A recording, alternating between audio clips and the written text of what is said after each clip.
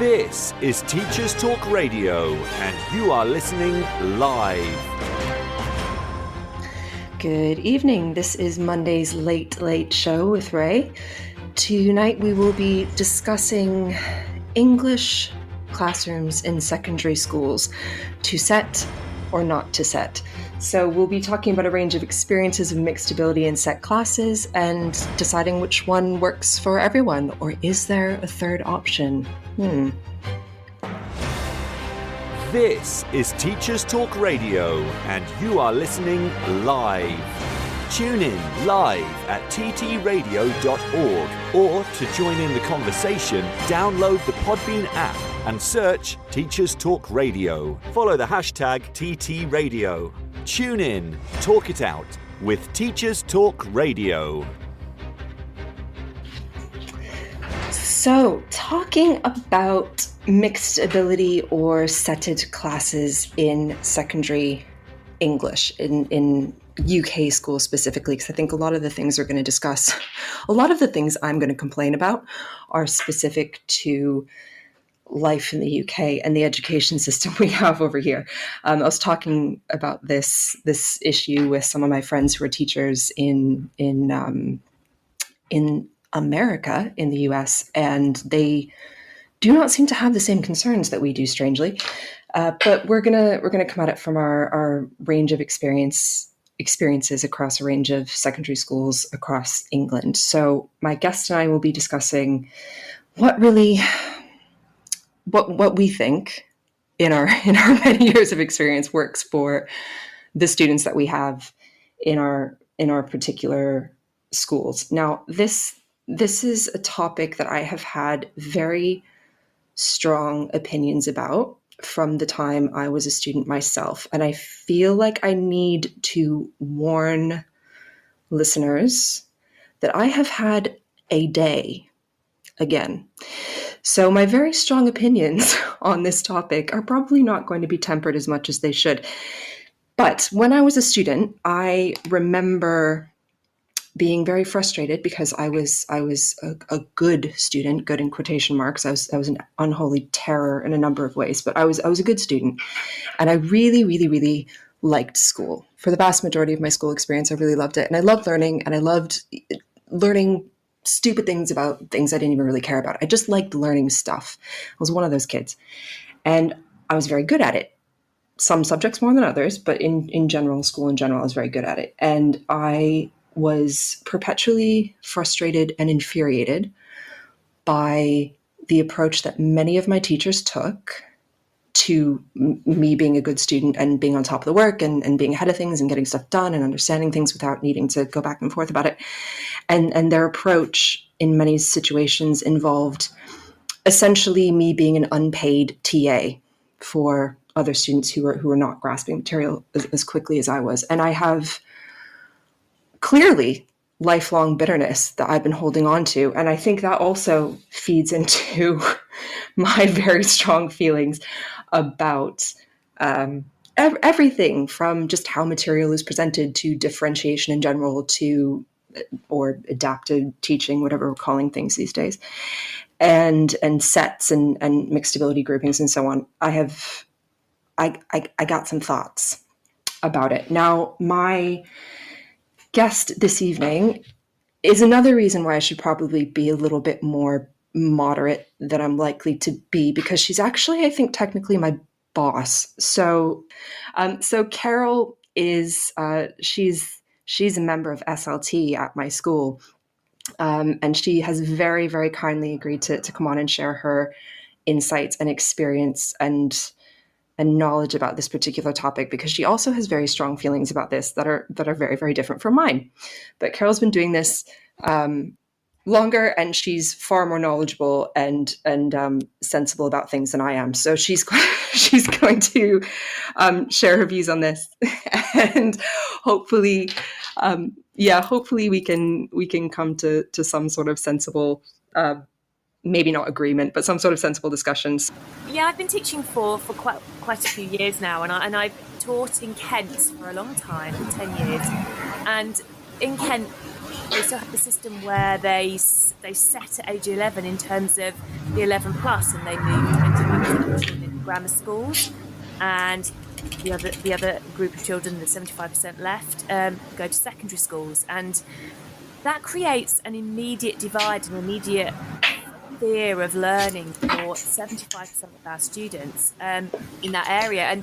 And having grown up in that area and having experienced that myself, I failed my 11 plus. I went to a secondary school, and I remember very clearly feeling that sort of my friends in my primary school class were obviously much brighter than me, much more capable than me. I wasn't going to do well at school, and I was going to find school very difficult and as a failure. My dad went to grammar school. For me, that's a really negative experience for a young person to suffer at the age of 11.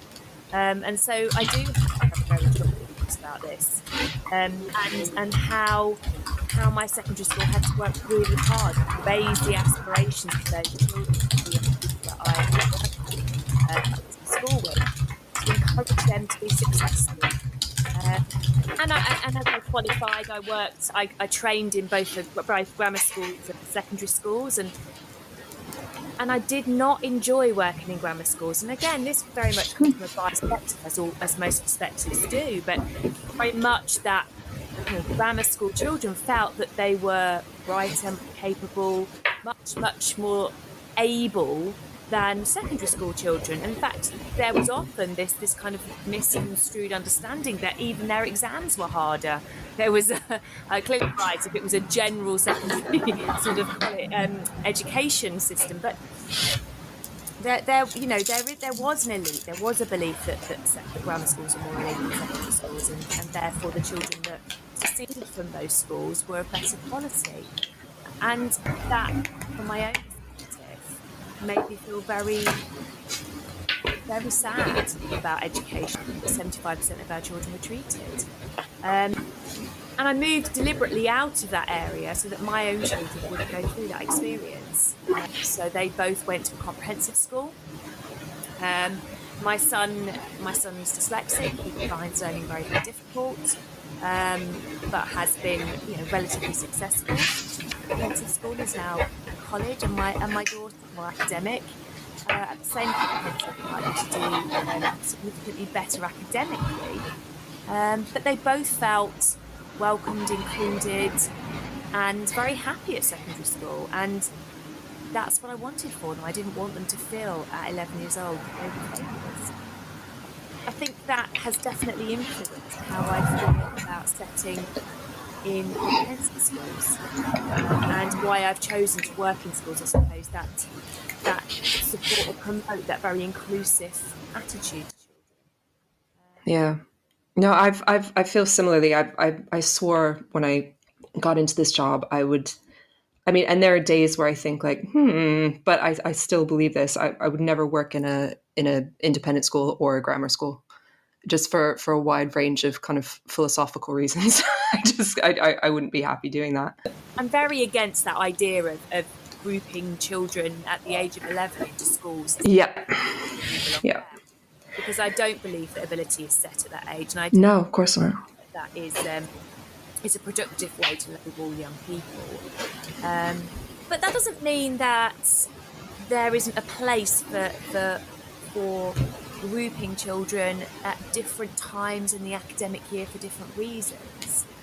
And I think that we have to be quite pragmatic in the way that we plan and deliver a curriculum. And I also think that the school, the head teacher and the head of department have to have an element of independence and say in how they're going to organise each year group, because there may be special reasons why you want to have maybe a nurture group.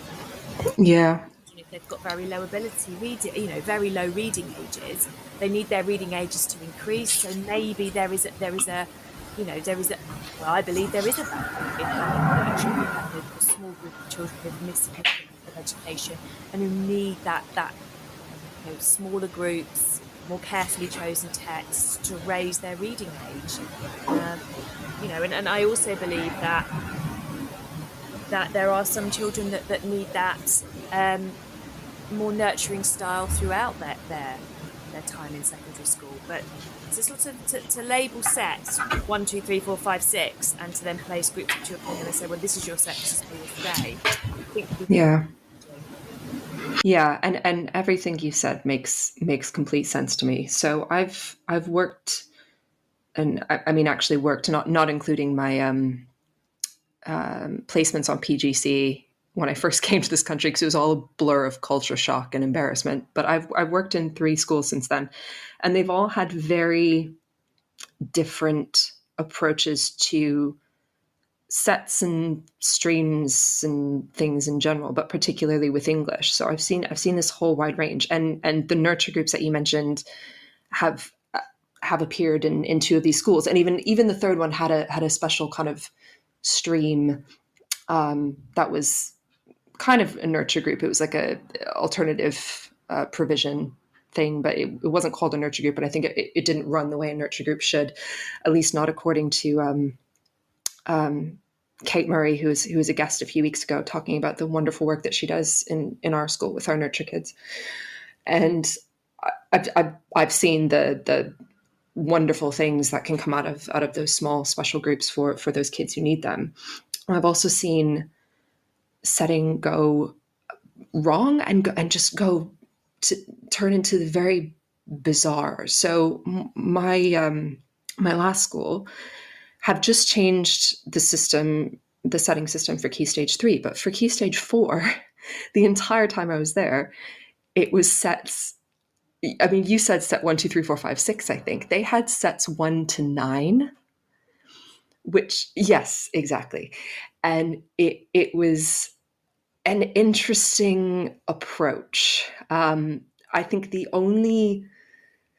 one of the things we liked about it, and one of the things that having so many different classes, sets, or groups allowed for, was that they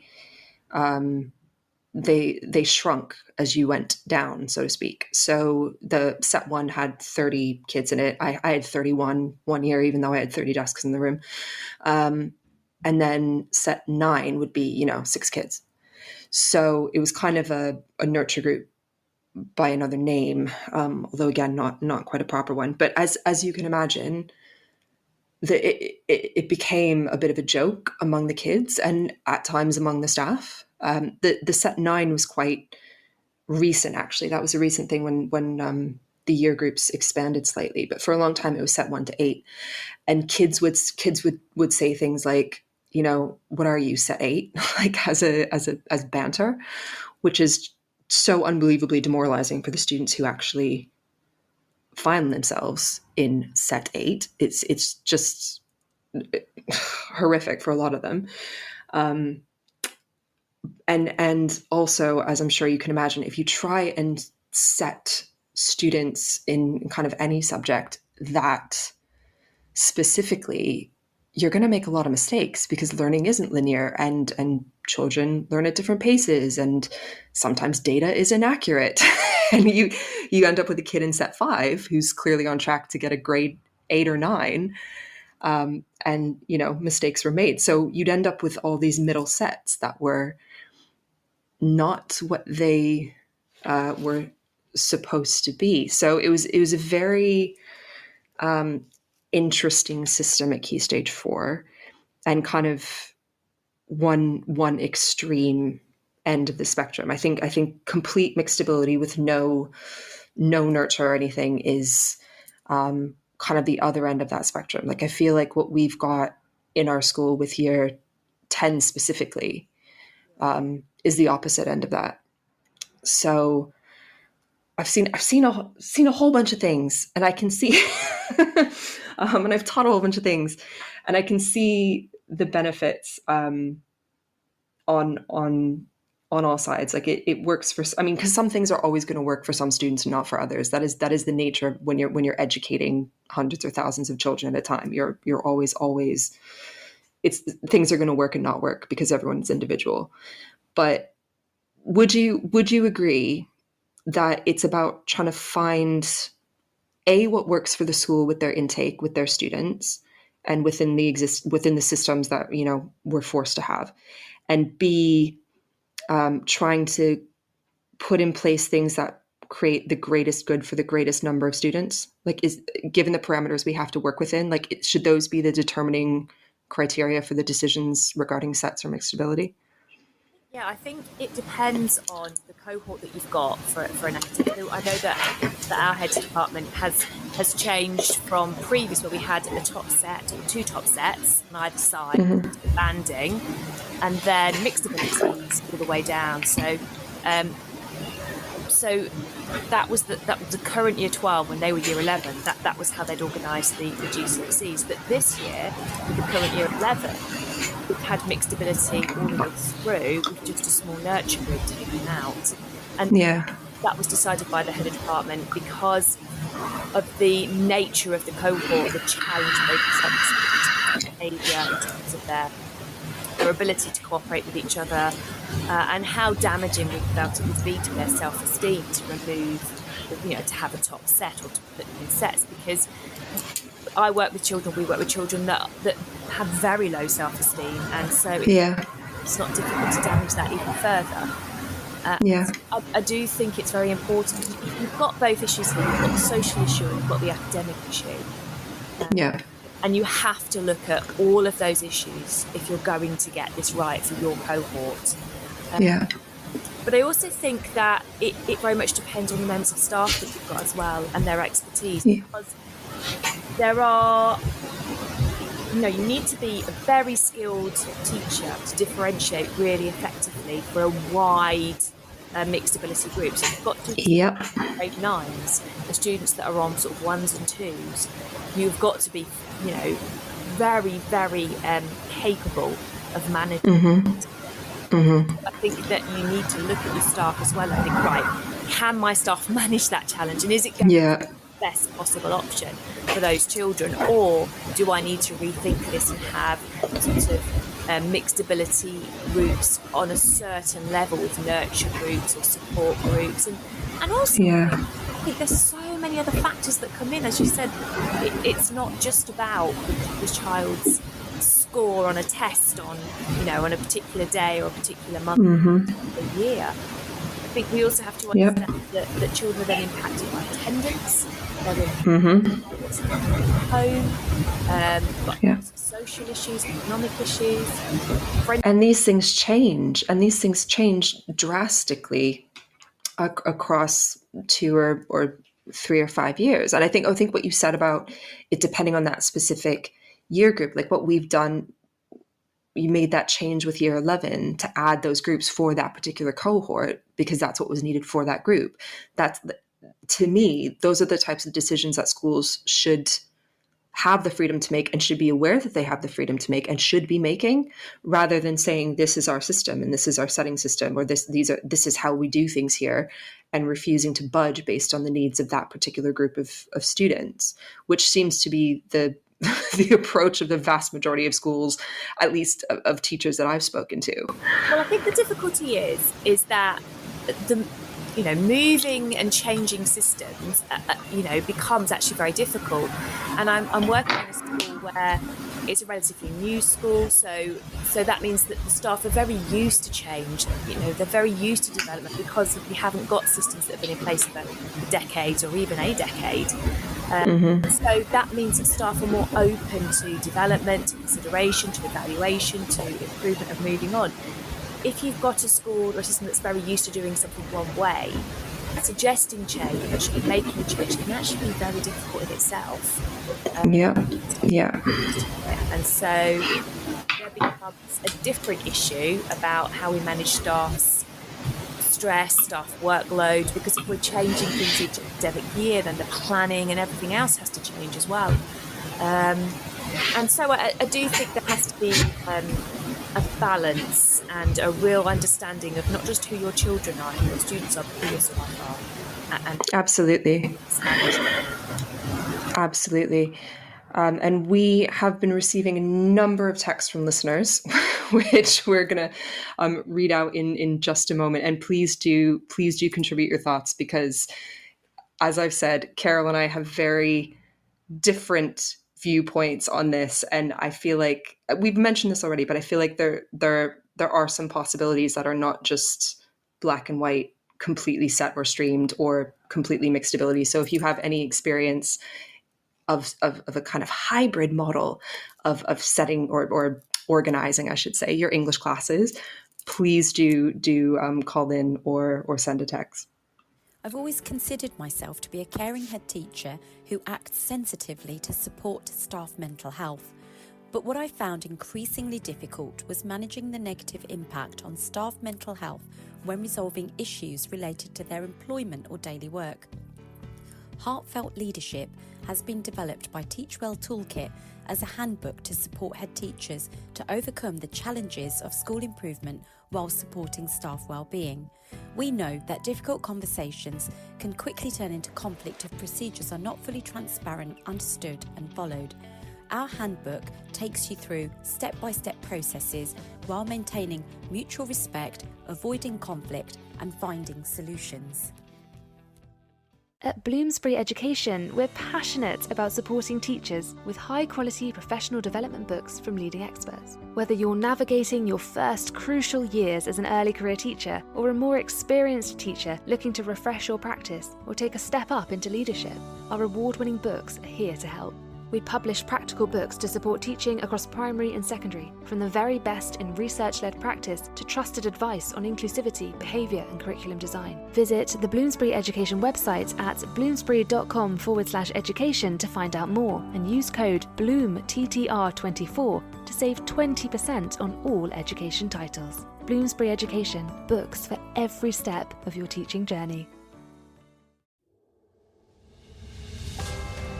This is Teachers Talk Radio, and this is Teachers Talk Radio News.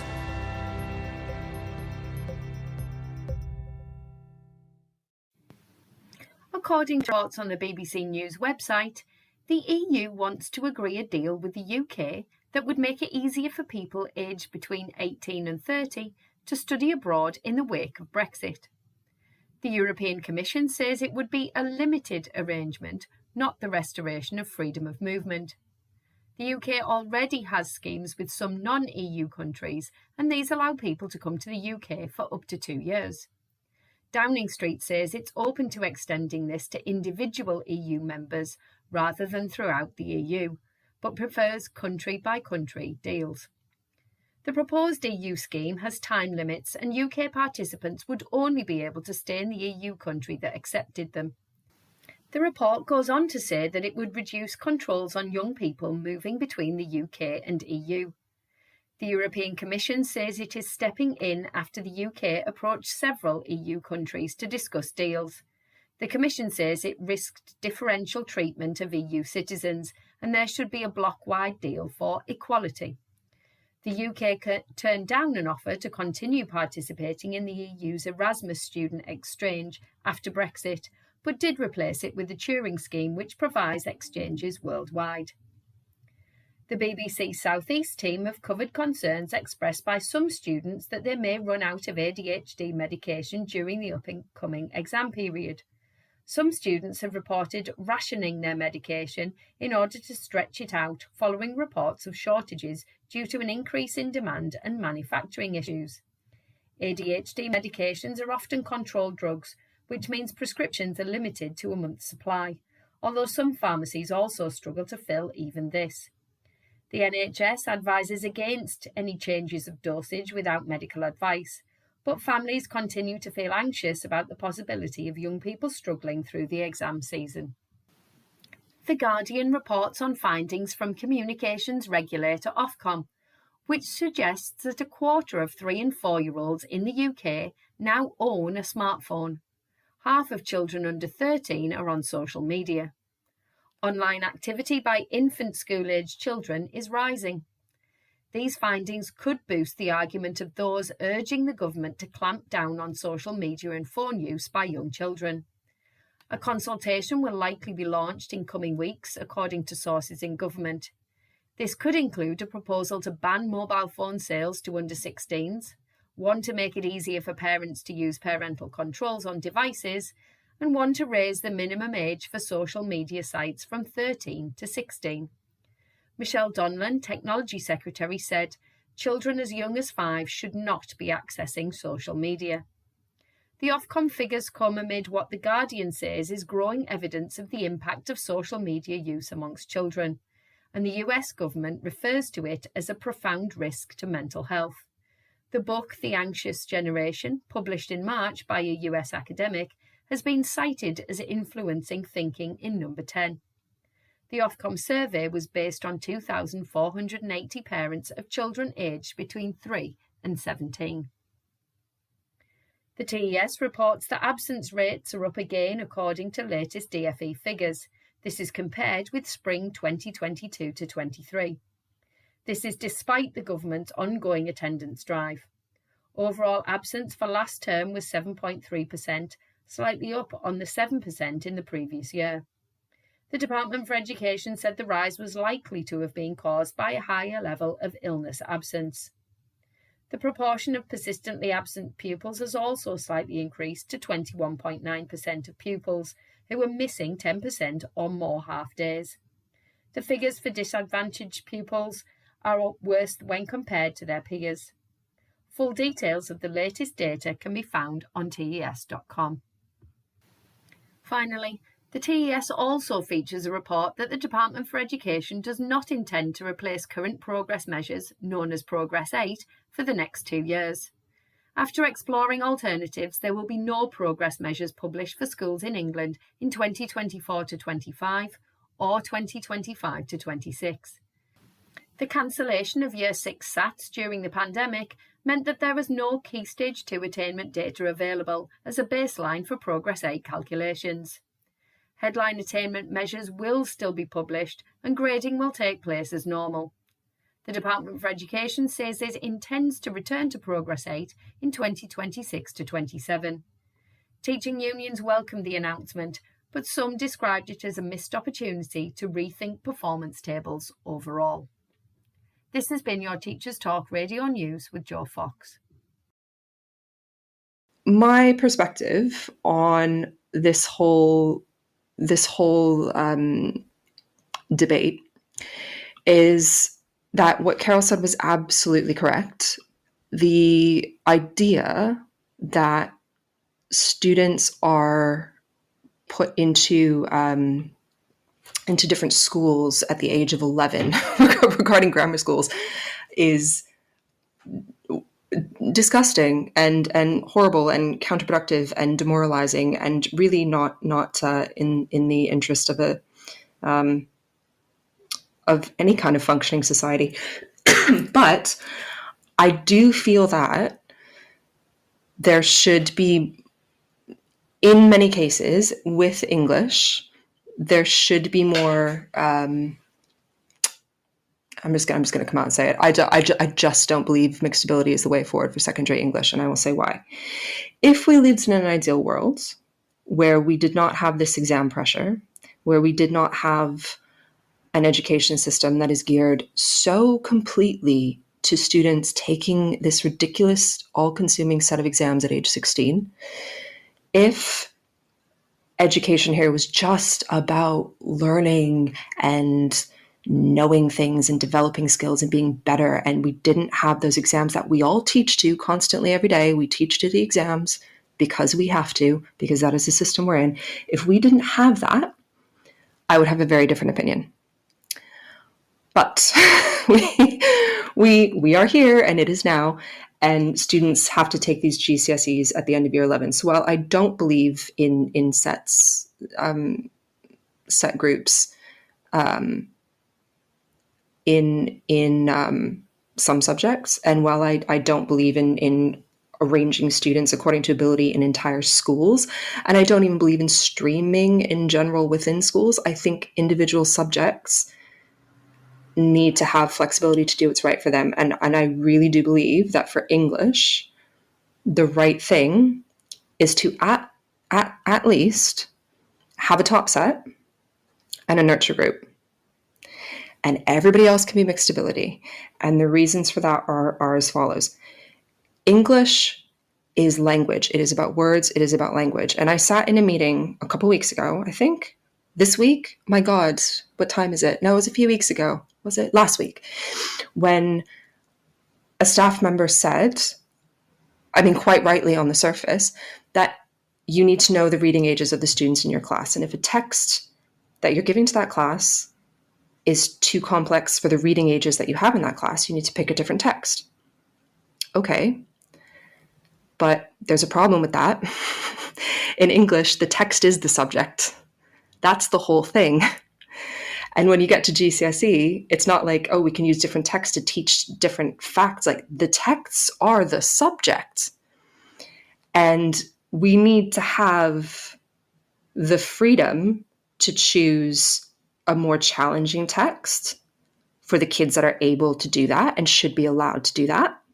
And we need to be able to choose a more accessible text for the students who would struggle with that and need something a little bit more accessible. And you can't do that in English unless you have set groups. That's the first thing. Secondly, the way we engage with that subject is, again, more words, whether it's written, whether it's we're focusing on oracy and it's spoken, it's all about language. So like much more than I would say any other subject. And if you are modeling answers, if you are reading things to stretch a class and you're trying to do anything as a whole class, it is just, and I'm going to say the E word for the first time, it is so much easier to do that, as Carol started to say, if you have a nurture group for the ones that need the extra support, a top set, so no one is being held back, no one's potential is being restricted text-wise by anyone else in the room. And then that will also narrow the gap, again, as Carol said, in the middle. You won't have the 9s and you won't have the 1s. And so everything else becomes much more manageable for any teacher, regardless of whether they're an ECT or whether they've been doing this for 50 years. Because, again, the system that we're in, no teacher, not a single, find me one who says they can do this and I will show you a liar. No teacher can effectively differentiate for a class with grade 9s and grade 1s and everyone in between, effectively differentiate for every single student in that room, every single lesson of the day. It is literally impossible. We do not have the time. We are not provided with enough time to adequately plan, prepare. We just physically, literally cannot do it, even if you have no life outside of work. So I'm gonna use some really probably awful language here, skimming off the top and putting them in a class, taking the ones who are really, really, really struggling off the bottom and putting them in the nurture group that they need, and then mixing up everyone else allows the top flyers to fly. No one's holding them down. Again, with the questionable language, I'm well aware. It allows the students who need that extra support to get it, and it reduces the gap, the massive range that teachers are expected to differentiate before. And I would argue that English should not just suck it up and teach mixed ability because option subjects do it and whatever. Just because other people have to doesn't mean that you should if you don't have to. Like if history had 8 classes and they had the option, I'm sure they'd be having discussions about setting too, but they don't have the capacity to do it. So it's not even part of the conversation. And as I said, English is different. The texts are the subject. And I don't want to. I've done it before, and I don't want to have to teach the same text to the grade 1s as the grade 9s. To me, that's just like not having the choice there is just silly, really. Although I understand that many schools teach the same text to the entire year group for a whole range of like logistical reasons, including revision and intervention and so on. And I understand that. And again, that's a problem of the system we're in, because there shouldn't be all that intervention. There shouldn't be all those revision sessions for a bunch of exam papers. This should be about education, but welcome to the UK. So in an ideal world, I'd be like totally mixed ability, 100%. But the system that we're in and the limitations placed upon us, and the fact that we have a list of books to choose from, and the fact that there are students who are capable of getting grade 9s and need to get those grade 9s to the next step, A, B, C, D, X, Y, Z, that they want to do. They have every right to be pushed as hard as possible, just as much as every other student does. And it pains me when those top flyers in a particular subject, because I'm not saying they're just, generally bright kids. I hate that word. Like, students who are really good at a particular subject aren't being provided the opportunity to reach their potential because the system doesn't allow it, or because different decisions have been made that are not necessarily with them at the forefront of everyone's mind. That's my rant. What are your thoughts? I think the difficulty with sort of what you just laid out is it sounds very, very logical when you lay it like that. And you say you're not holding any of the top students back. You're not sort of forcing the less able to try to access text that they can't access. I think it's not quite as simple as that. And actually, the top set, you say you've got room for 30 in your classroom. So what about the other 15 or 20 that be in the top set who can't get in the top set? Are you certain that the top set students are the students that should be in that group? And what are we basing that on? There's lots and lots of evidence that suggests that disadvantaged children actually suffer greatly from setting. That they are cast into lower ability sets, and the gap just remains the gap, and it never closes. The teacher becomes the only model in mixed ability groups where you've taken the top students out. And whilst I understand your objection to being used as a TA, I think there are other ways of mixed ability groups working, in that top abilities absolutely shouldn't be used as TAs. They should be being stretched and challenged, but their views and their presentations and their ideas and the way that they present them is a model for everyone else in the room, just as they share them.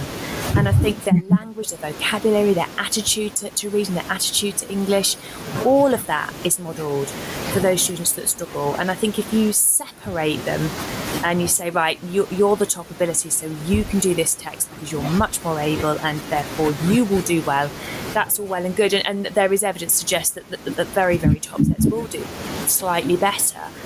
But then you've got everybody else who, yet again, is not doing as well, not coping, and not having those opportunities to succeed. I think one of the other issues in terms of texts is that there is very limited choice now see texts, and so there isn't a significant difference. And if you look at the language paper, there is no difference. No, you're right. Exactly the same paper. So you're preparing students, if you're using less challenging text, you're actually preparing them to fail, because they are going to be faced with a much more challenging text in the English language paper. There is no option, there is no choice. Yeah, I suppose when I'm thinking this through and where my frustrations have come from and what's worked with set classes, I'm fully 100% thinking of literature. Because language is, there's no choice. We have no autonomy here. Those papers are what they are. There's nothing we can do. So everything I've just said is about literature, not language. And I think I'm also thinking about my own A-level class, for example. So we've accepted children with a GCSE grade of 5 to come and do A-level English. And we have chosen a very challenging text for them to study. We've chosen Frankenstein for them, which is much more challenging than I think it's much more challenging than, say, Handmaid's Tale. Which is also on the curriculum. And we've chosen that text because we've also decided not to study Shakespeare. We've chosen to decide. Scandalous. No, we have. Because Sweetheart Named Desire was the other option, and I think that was decided that it would engage them much more. But we wanted them to be able to have enough material to access a degree if they wanted to go on to do a degree in literature, and to inspire them to look at a whole range of texts. So I have taught them Frankenstein, and I began with Frankenstein, which is the most challenging text that we're teaching them over the 2 years. Now that we've moved on from that, they are actually finding the other texts and the other concepts much easier. They've overcome that barrier of challenge. They've faced it, they've finished it, they've been successful. lots of them gaining C's and B's in their first essays, when they've come to us with only grade 5s and 6s in English. That's a huge achievement. Yeah. And I am very, very, I'm very much of the belief that children aren't going to be successful unless they're exposed. And I remember finding, English literature very, very challenging. I was I was reading Wuthering Heights and oh God, in year 9, Macbeth, Wuthering Heights. What else did I study? I studied Wuthering Heights. Oh, okay. I remember reading it under a blossom tree, and actually, sorry, that's literally what we did. We went outside and we sat under a blossom tree and we read. I despised it, it wasn't until it wasn't until I got to A level and degree level that I found a new love for it, because I was old enough to be able to access it. Okay, well, I'm not old enough. I hate that book. I hate that book so much. Okay, but I also believe that the reason my reading was so difficult, was so effective, was because I was actively encouraged to read texts that I couldn't read, that I found challenging. And I didn't know that I couldn't read them, so I wanted to be able to read them, and I learned and I developed in that way.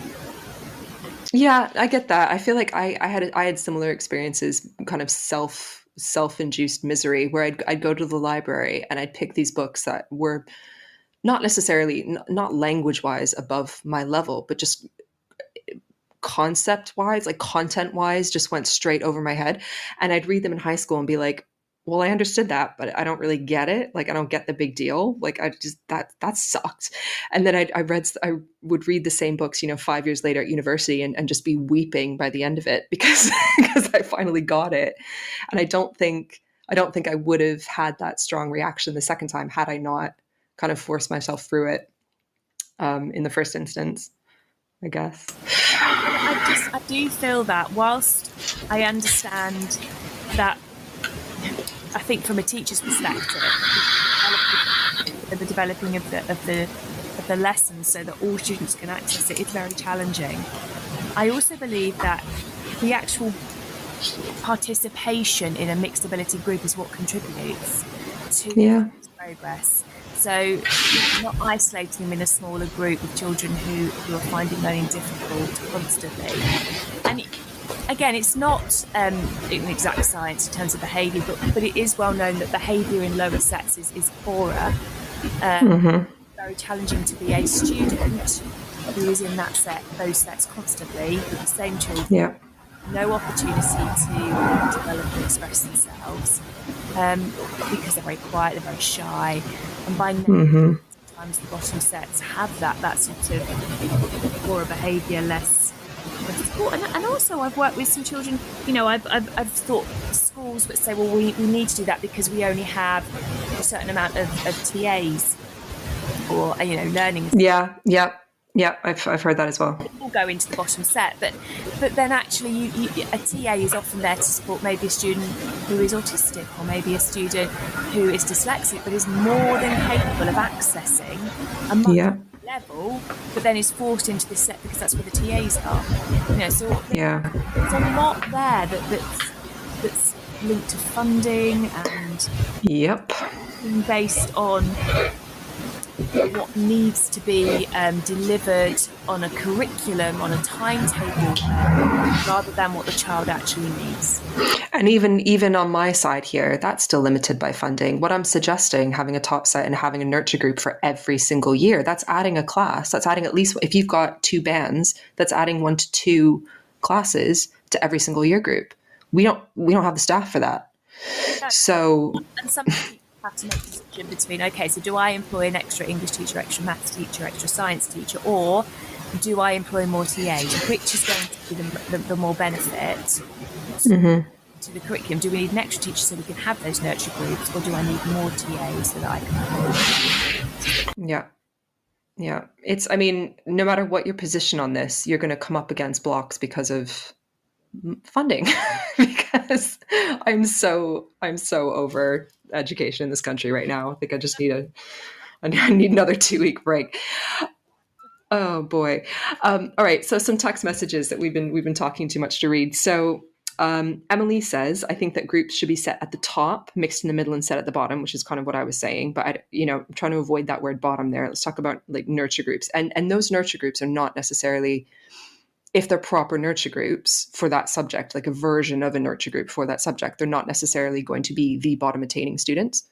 They are not necessarily going to be the students on paper that you would think would be there. They might be like the year 11 groups we have are not necessarily, they're not the quote unquote weakest in that particular subject. There's a wide range of reasons why those kids are in those groups. But I see what Emily's saying. We've got Roxanne saying, I think sets can become a self-fulfilling prophecy for those students in the lower sets. As Carol was saying, there's a certain idea associated with being, quote, bottom set that really limits those students in their own minds and the minds of others, probably even including their teacher, albeit unintentionally. Yeah, absolutely. I've seen and occasionally fallen victim to that myself. You lower your expectations. I mean, with every student's abilities and potential and needs and requirements and so on, like obviously expectations are adjusted, but they have to be high for those individual students. High expectations doesn't mean everyone's going to get a 9. You adjust your expectations for particular students and expect the most of them. But if you've got a lower set, then even staff can kind of slip into that. Oh, well, they're bottom set. Oh, well, they're this. Oh, well, they're not going to do anything. Oh, well, there's no point. Which shouldn't really be a consideration, because I like to think that everyone's a functioning professional, but we do exist in reality. Yeah, I mean, that makes sense. I think one of the ideals for me would be, and this is where the challenge lies, is that you might have sort of a nurture group, because I do believe that if a child can't read to a certain level, then accessing the work is nigh on impossible. And I have a couple of students in my year 10 that really are sort of still at a reading age of 6, and they actually find it almost impossible to access the curriculum. Yeah. And so I do believe that students with that ability need that extra special care and support. Yeah. But I also believe that if we were then teaching in mixed ability groups, and we had the opportunity for a group to be almost like a standalone group, which we have in our school in year 11, that group could change termly or half. Yes. Focus on a particular skill. So these particular students are really struggling with maybe just expressing their point of view with a certain language, and we want to put them in a room and help them do that. Or maybe they're struggling with being able to write in full sentences with accurate punctuation, and therefore they need more time, and then they need a smaller group, so the teacher's got more time to spend with them individually. And I believe that kind of grouping can be very because they go back into the mixed ability, they go back into their role class. They're not being labelled in anything. They're just saying, well, you're coming out to do this extra work to support you with this. And then different children move around, and that becomes a natural way of working. And they'd probably also be surprised about who got pulled out to go to those groups. Sometimes it would become normalized quite quickly. That's a more specific, targeted version of what else I was going to say is the set groups that I think the setting systems that I've seen work the best are the ones that are fluid, because there's nothing worse than year 7's coming in and the school deciding in October, which is just ridiculous, deciding in October that this child is set 3 and then they stay there forever. It makes absolutely no sense, but so many schools do this. That if there's a setting system, there has to be some fluidity to it. Otherwise, what is the point? What is the point? I think that's the difference between when we think about streaming banding and settings. obviously Yeah.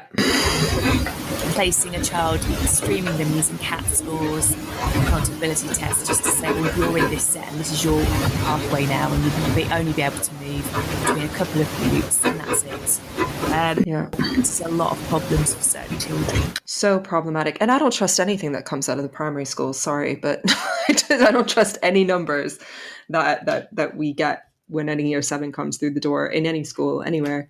You're basing it very much on a single test or a couple of tests at the end of the year when they children education, and we all know that tests sort of, we see the GCSE results and we're flabbergasted by results sometimes. Think, how did that child manage to achieve that or not achieve that because they had a good day or bad day, or the examiner sort of different than what we saw. And I genuinely believe that children will be misplaced all the time. Absolutely, 100%. So we're going to talk more about that in just a moment. I've always considered myself to be a caring head teacher who acts sensitively to support staff mental health.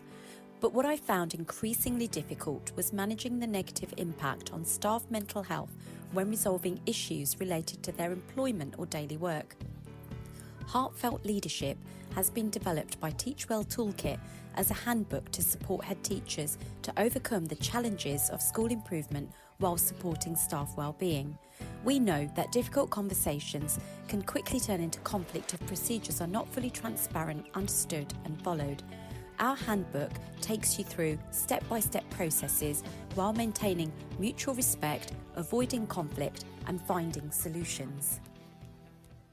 At Bloomsbury Education, we're passionate about supporting teachers with high-quality professional development books from leading experts. Whether you're navigating your first crucial years as an early career teacher or a more experienced teacher looking to refresh your practice or take a step up into leadership, our award-winning books are here to help. We publish practical books to support teaching across primary and secondary, from the very best in research-led practice to trusted advice on inclusivity, behaviour and curriculum design. Visit the Bloomsbury Education website at bloomsbury.com/education to find out more, and use code BLOOMTTR24 to save 20% on all education titles. Bloomsbury Education, books for every step of your teaching journey.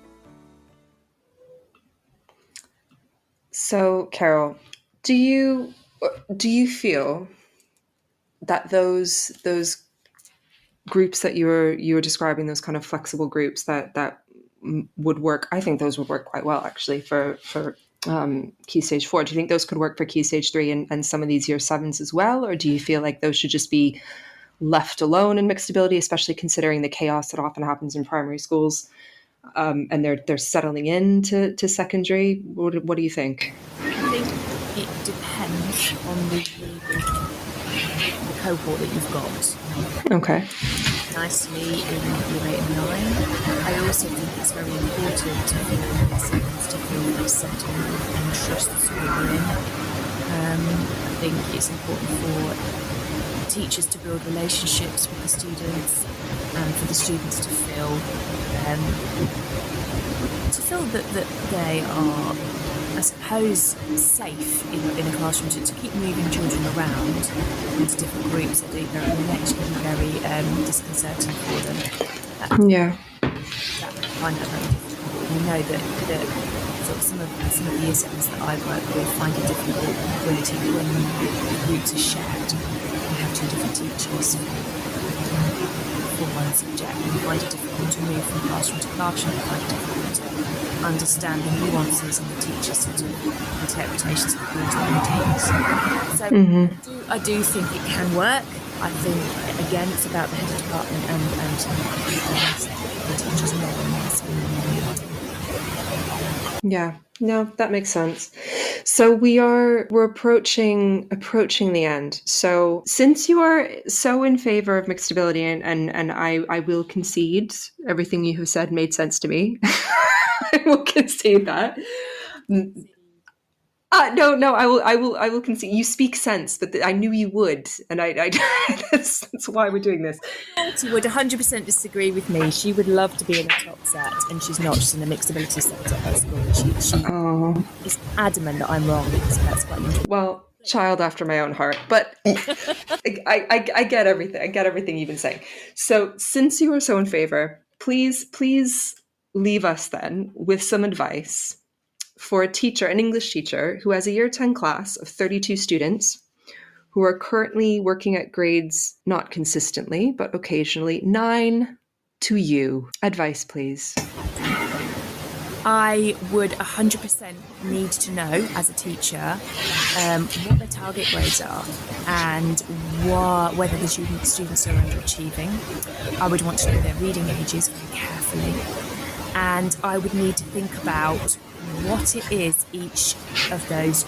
I would group them into smaller groups within my mind, and I would want to know what I need to do for each of those groups to move them on, so each lesson, each week, each month, they feel successful and I can see some progress. And it's not easy to look at the lesson that way, but I do think it's really, really important to be more pragmatic about what is it I want this small group of children to make progress on, and how am I going to ensure that that's what happens.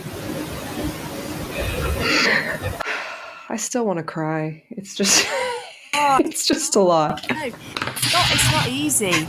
I think of my own year 10s, and I've got students with targets of 8s, and I've got students who are 2s, and I look at the text that I'm going to deliver to them. I think, right, how am I going to ensure they can all access this text? Which words and phrases are some of them going to need to support with?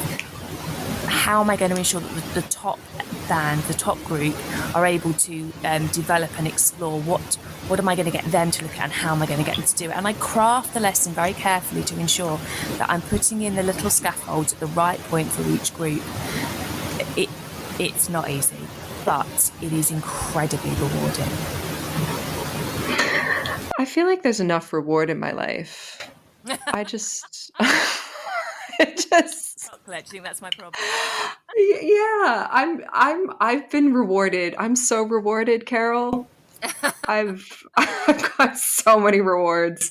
I'm good. I love the skill of crafting those lessons. I really enjoy it. I really do. But I love it when it does. And that's why you're so good at your job, and why I am not. That's yes. Okay. All right. Well, thank you so much. Thank you so much for sharing your views. I feel like I have been tempered slightly, even though I'm not fully, not fully convinced, but maybe we'll get there one day. And thank you so much for listening. Have a lovely evening or morning or afternoon whenever you are listening to this. And I will hopefully hear you next time. You've been listening to Teachers Talk Radio. Tune in live and listen back at ttradio.org. We look forward to hearing from you next time on Teachers Talk Radio.